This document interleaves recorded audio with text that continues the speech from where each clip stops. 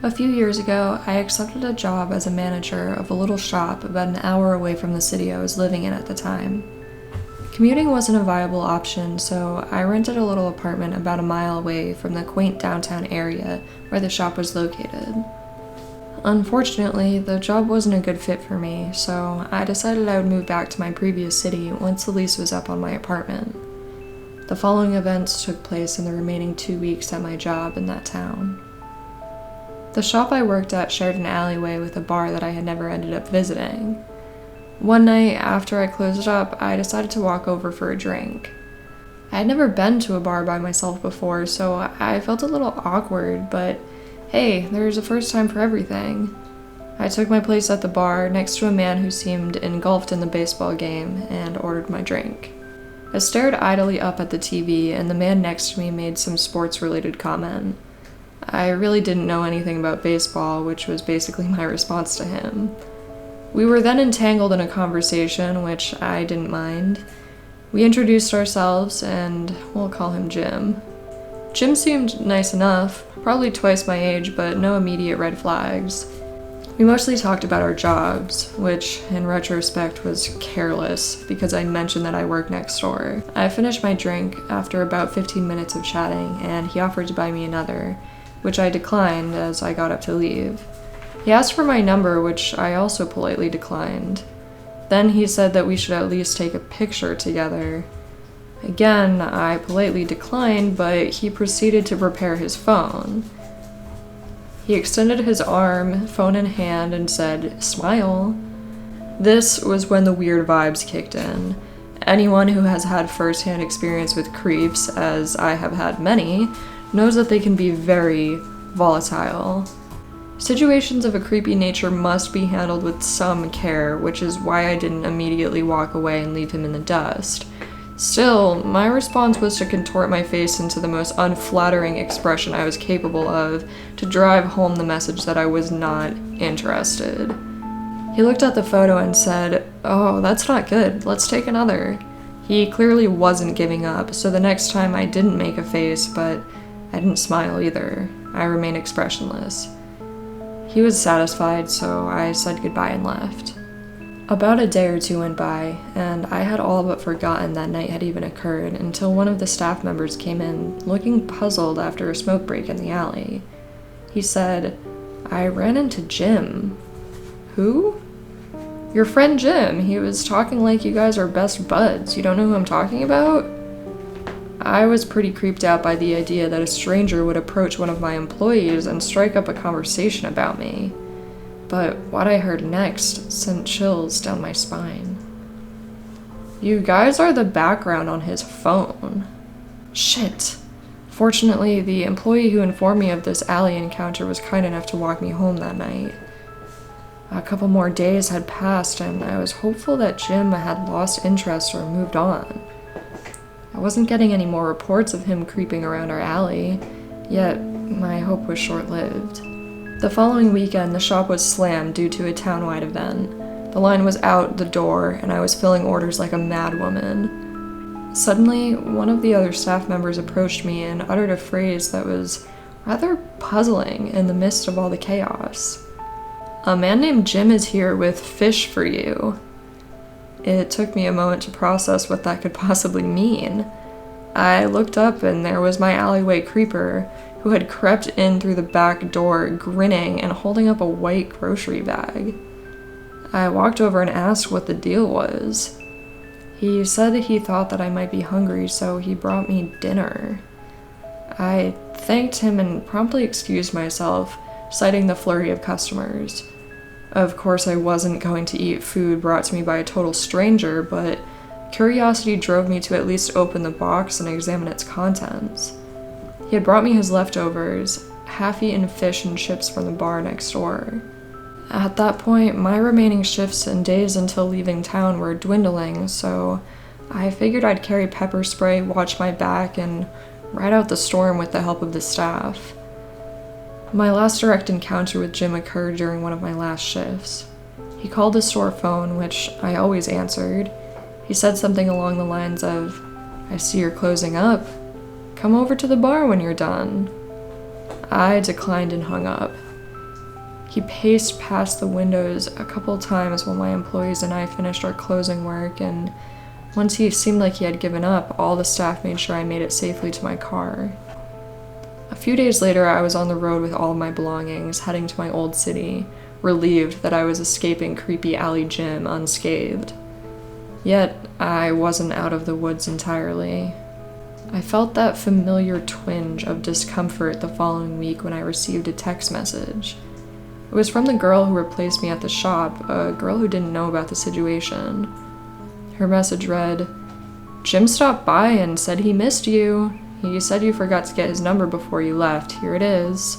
And that was the last I heard of Creepy Alley Jim. Since then, I vowed to never go to a bar alone again. I'm sorry, I'm a little flustered, so this might not be the easiest thing to read. I'm a karaoke DJ. I usually get home between 2 or 3 a.m., but tonight I got off around 11 because the bar had a power outage. I live alone in a triplex behind a house. I live in the middle of a city, but the property I'm on is rather large, so there's a big backyard behind my apartment. As I was coming home tonight, I noticed that my cats weren't waiting for me in the window. They can hear my van pulling in the driveway. They're in the window every night. No exception. I thought it was odd, but then I noticed that my kitchen light was on. I never leave my kitchen light on. At this point, I was a little freaked out. That's when I thought I saw movement in my kitchen. I called 911 immediately, and the dispatcher told me to lock my van doors and remain in the vehicle and stay on the line. Luckily, officers showed up really quickly, less than 5 minutes. They parked on the street and walked up to my van. They asked me to stay quiet and give them my house key. One officer went to the back of my apartment, and the other used my key to unlock the door. When he opened the door, all was quiet. Then he yelled really loud, telling someone to come out. I heard the police officer that was in my backyard start yelling, and the other officer ran out to join him. My neighbors had come outside at this point, and I was freaking out. It seemed like a long time had passed, and finally they walked a cuffed woman towards me, and it turns out it was a patron that I had 86 this last weekend. I have no idea how she found out where I lived. She was hiding in my bedroom closet with a very large knife and a bundle of rope. I don't know what to think about what could have happened had I gone to bed with her waiting for me. I'll be taking a gun safety course soon. But really, before I found this subreddit, I wouldn't have noticed all the little things that were out of the ordinary tonight. Reading these events have taught me to be a lot more observant. Earlier this year, when our exams had finished, my friends and I decided to go clubbing to blow off some steam and celebrate. The club we decided to go to is one with 3 floors, each floor playing a different style of music. So, as usual, as soon as we were inside, we decided to split up. As it was post-exam season, the club was packed to capacity, so even though there were a few of us on each floor, we soon got separated. I'm not sure how long I had been dancing, but eventually, it was so hot I thought I was going to pass out, so I began elbowing my way through the dancing swarm towards the air-conditioned seating in the area in the back of the second floor. Obviously, no actual seats were free, so I just stood in the alcove and tried to cool down.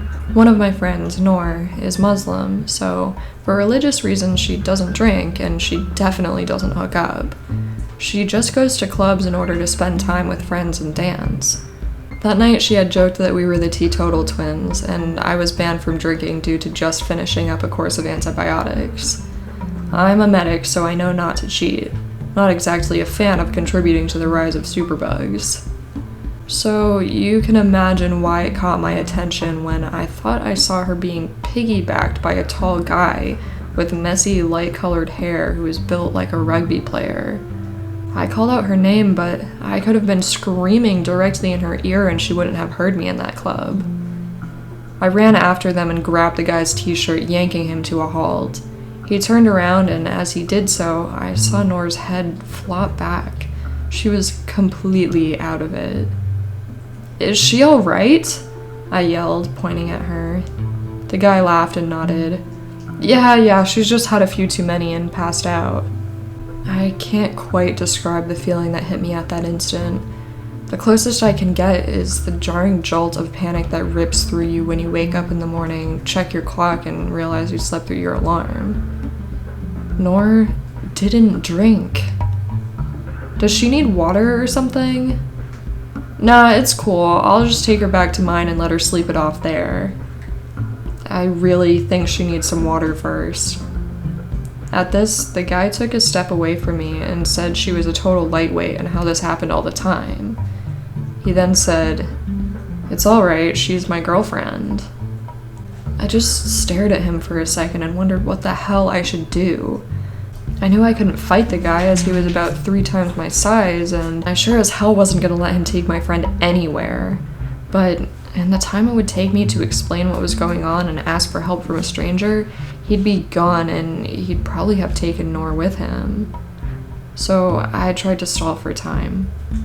"Listen, mate, I'm a medic and she looks seriously dehydrated. Why don't you sit down with her for a second and I'll go get a glass of water? I only live around the corner. It's cool. Let me just try and wake her up before you leave, okay?" He hesitated for a second, but finally nodded, and together we managed to persuade someone to move so he could let Noor sit down. "Wait here, okay?" He just nodded. I set off pretending to go towards the bar, but as soon as I was obscured by the crowd, I made a beeline for the entrance to the 2nd floor, where I knew there would be a bouncer on guard. I tried not to sound completely hysterical as I yelled over the music to tell him that my friend had been drugged and some guy was trying to kidnap her. He told me to calm down and looked at me as though I was completely insane. I guess screaming, "I'm sober," at someone is probably one of the least convincing ways to convince anyone that that's true, but by this point, I was in a panic as I realized I shouldn't have left Noor alone with this guy. "Please, just come with me," I begged the bouncer. Something must have gotten through to him as he decided he'd follow me to check it out. When we got there, Noor was slumped forward exactly where I left her, completely unconscious. But the guy was nowhere to be seen. I gave the bouncer the best description I could manage, but in that kind of lighting, I hadn't been able to make out much more than he had light hair, was about 6 feet tall, and he was wearing a dark short-sleeved t-shirt. He could have been anybody, and he's still out there. The next day, Noor woke up with a splitting headache and only fuzzy recollections of even having gone out the night before. She had no idea what had happened, no idea who the guy had been, and no idea how to thank me for saving her. If you see a girl who looks completely out of it or utterly shit-faced being carried out of a club or leaving a club with a guy, I don't care how silly you feel, please just take a second to make sure she's okay.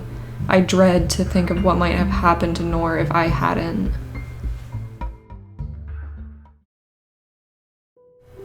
Late last year, I had my 21st birthday.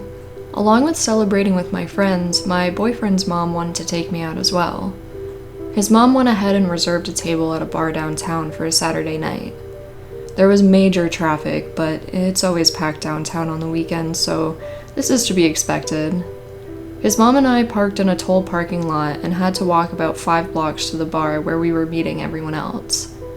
During the walk, we ended up stopping at a crosswalk with about 8 other people. I was just patiently standing there, minding my own business, when I suddenly noticed the girl standing next to me. She startled me, to be honest. One, because she seemed to appear out of thin air, and 2, because she was standing so close to me. It almost felt like she was trying to huddle into me, like when a little kid is shy and will try to hide behind their parent. She was leaning into me and she had her shoulders hunched over. Her hair was black and long, at least down to her waist. She had on a long striped dress that went down to her ankles, a leather jacket, and sandals. She looked to be around my age and her attire was normal, but her behavior was anything but. She was being really weird and kept plugging her nose as if she was smelling something bad. She also kept skittishly looking around as if she expected something to pop out and grab her. She was acting like a scared animal, but Her demeanor was cold. Her eyes looked dead and empty, and her face held no emotion. I took a few steps to the side, and she stepped towards me and got just as close as she was originally. I felt really uncomfortable, but tried to give her the benefit of the doubt. Luckily, the crosswalk light turned green right after she moved closer to me, so I figured I wouldn't have to deal with her much longer. But to my surprise, she walked across the street in the same direction as me and followed me for the first few blocks, still staying just as close. No matter where I moved or how many times she got lost in the crowd of people, she would just end up scurrying right back up to me again, all the while plugging her nose and looking around everywhere. Finally, my boyfriend's mom confronted the girl. "Hey, do you need something? Are you okay?" The girl responded, "It's not safe." She slowly looked up, cocked her head to the side, and looked me dead in the eyes. Her mouth quivered. I was scared, and I just wanted to get as far away from her as possible. It was bad enough that she was invading my space, but now she was saying all this weird-ass shit while staring at me? Nope, nope, nope. My boyfriend's mom pulled me close and whispered, "Walk faster and don't look at her. I want to check if she's following us." That's exactly what I did, and this girl followed us all the way to the bar, regardless of all the unnecessary turns we took to try and shake her. Despite my boyfriend's mom's pleads to leave us alone, she just kept responding, "I want to stay with you guys." We finally got to the bar and whipped out our IDs as quickly as possible in order to get inside and away from this freak. She followed us inside though, and sat right at our table. She started at the furthest seat from us, but slowly started scooting herself over towards us whenever we weren't looking. Every time I turned my head, I'd look back to see that she had hopped one seat closer. And she was just staring the whole time with this blank expression on her face. My boyfriend's mom had had it at this point and got up to ask the bouncer to escort the girl out. He approached our table and told the girl she had to go, and she started arguing with him. I didn't catch the whole conversation over the loud music, but she said something about how she had the right to sit wherever she wanted. Once she started getting aggressive, the bouncer told her that the table was reserved and she wasn't part of our party. She looked at me with malice before getting up and storming out of the bar. Instead of leaving right away, she just stood outside looking at me through the open patio at the front of the bar. She didn't move and didn't seem to care about the hustle and bustle of people around her. She stood there for about 15 minutes before finally leaving to go God knows where. I know she was probably just on drugs, but I had a really bad, lingering, dark feeling from her, and I hope I never see her again.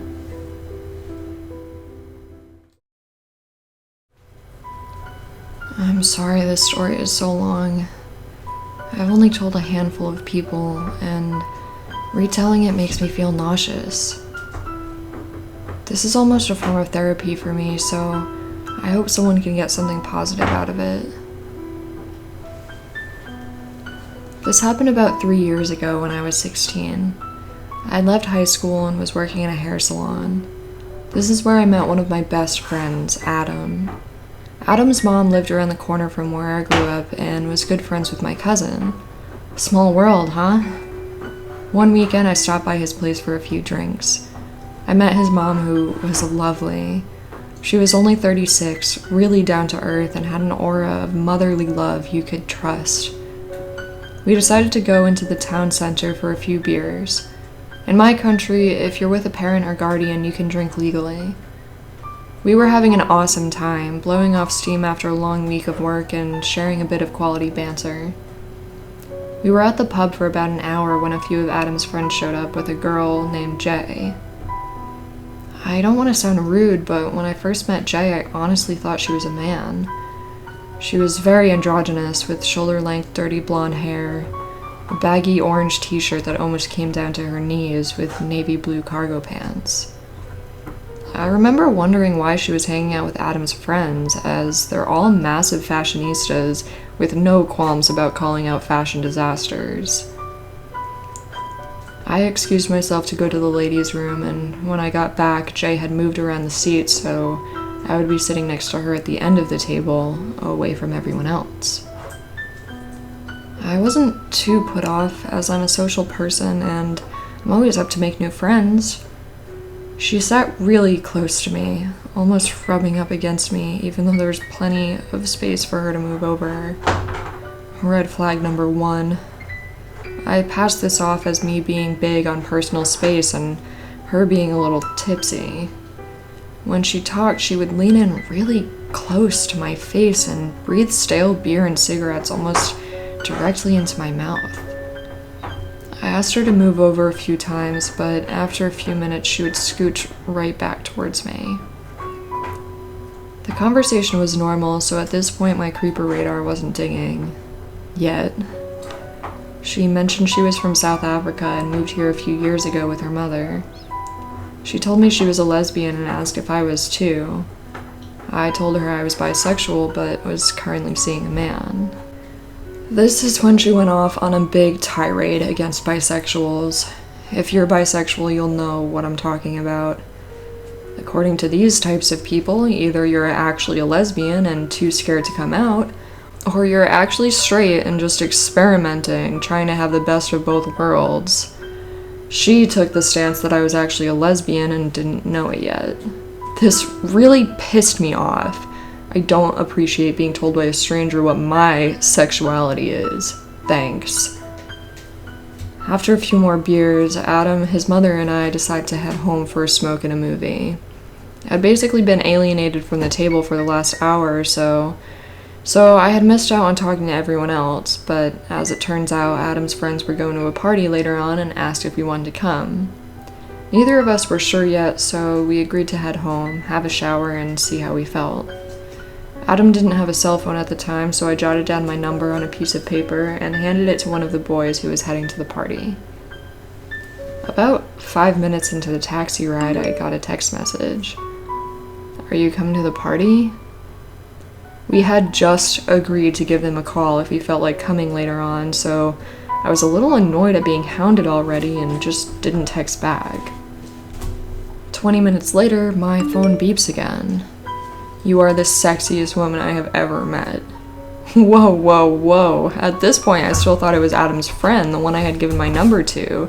He is openly gay, so I naturally assumed it was a bad joke. Whatever, I texted something back like, "Not as sexy as you, Mr. Fabulous."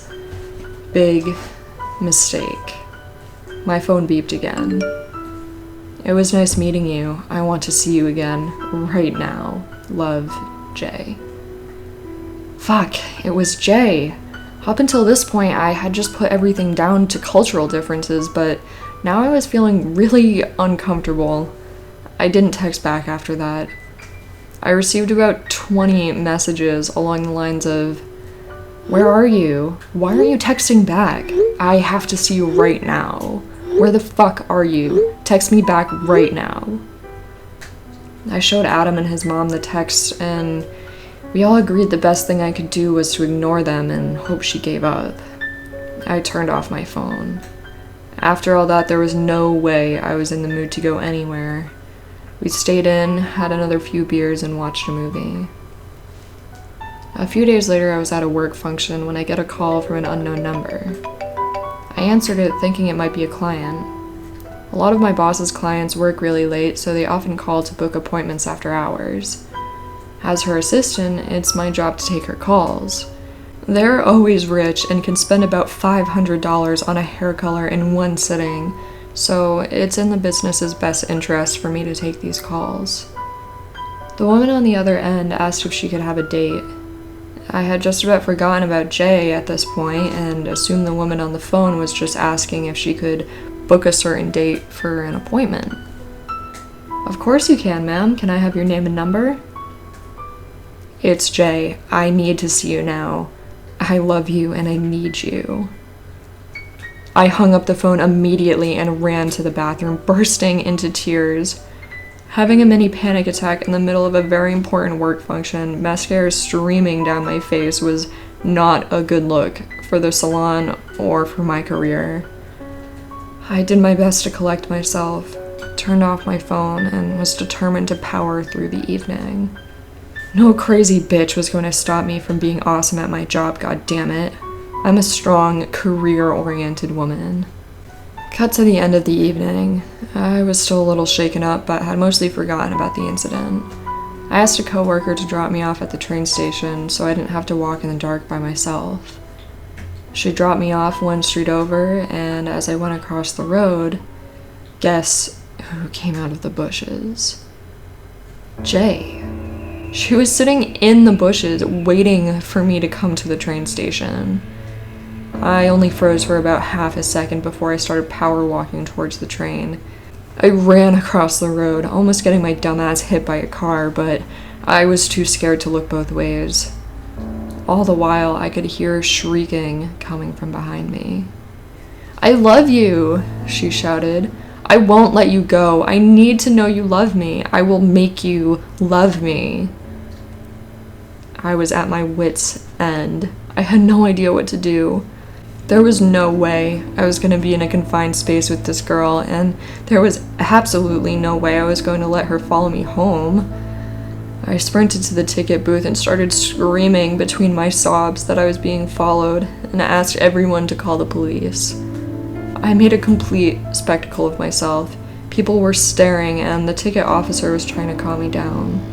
The poor man pulled me into his office and made me a cup of tea while I waited for the police.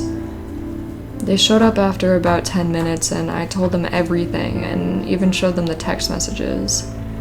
There were about 50 more since I had turned off my phone. I couldn't even bring myself to read them, and the police officer told me that was probably a good idea. Since she hadn't physically hurt me, the police told me there wasn't a whole lot they could do, but they could file a restraining order. I didn't know her last name, her address, or what she did for work. I couldn't even be sure that Jay was her real name.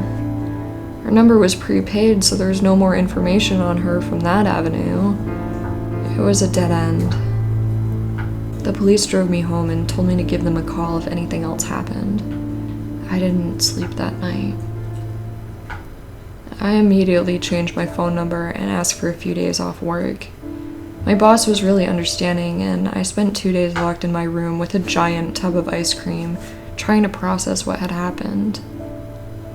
A week later, I got a call from the police to come down to the station. They had arrested a woman who had claimed I was her girlfriend and that I would bail her out. She had given my old cell phone number to them to call. Of course, it was Jay. Someone had called about a suspicious-looking man hanging around the train station, accosting and threatening other patrons and defecating on the platform. They found a knife, some meth, and letters written in blood in her bag. I was told she was on parole for beating her ex-girlfriend nearly to death, and she was heading back to jail. I've since moved from that town, changed my name, and changed professions, but I'm still terrified that when she gets out, she will find me again, and I might end up like her ex-girlfriend, beaten near to death.